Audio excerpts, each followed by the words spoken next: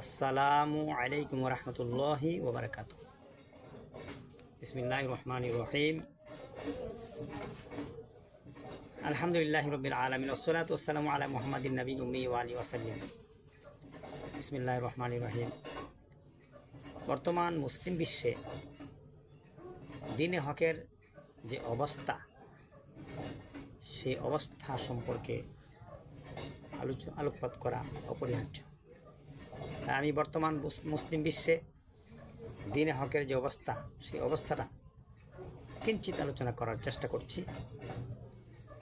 আমা তাওফীক ইল্লা বিল্লাহ। যেখানে দ্বীনে বাতিল কায়েম বা বিজয়ী আছে, সেখানে দ্বীনে হকের অবস্থা কীরূপ এটা জানা অপরিহার্য প্রত্যেকেরই।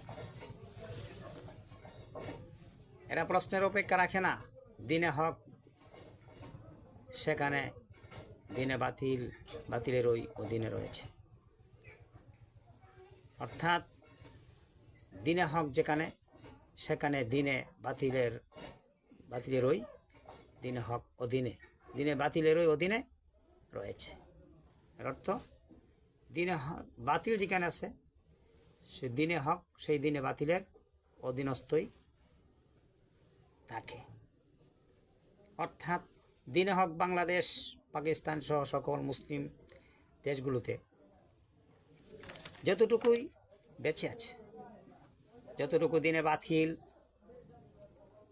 অনুমতি দিয়েছে, দ্বীনে হকের ততখানি অংশই চালু আছে। যতটুকুতে দ্বীনে বাতিলের কোনো আপত্তি নেই, অতটুকুই দ্বীনে হক প্রচলিত বাস্তবিত আছে। অর্থাৎ ইসলাম বর্তমান মুসলিম দেশগুলোতে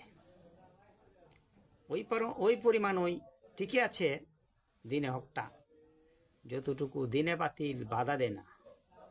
আর দ্বীনে বাতিল দ্বীনে হকের শুধু ততখানি অনুমতি দেয় যতখানি ওদের নিজেদের তৈরি করা মানবরচিত সংবিধানের সাথে অসামঞ্জস্যপূর্ণ নয়।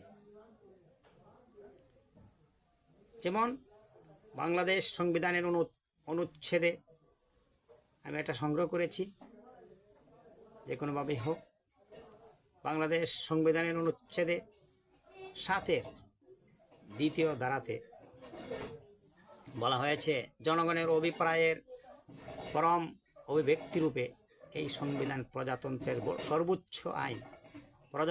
সর্বোচ্চ আইন এবং অন্য কোনো আইন যদি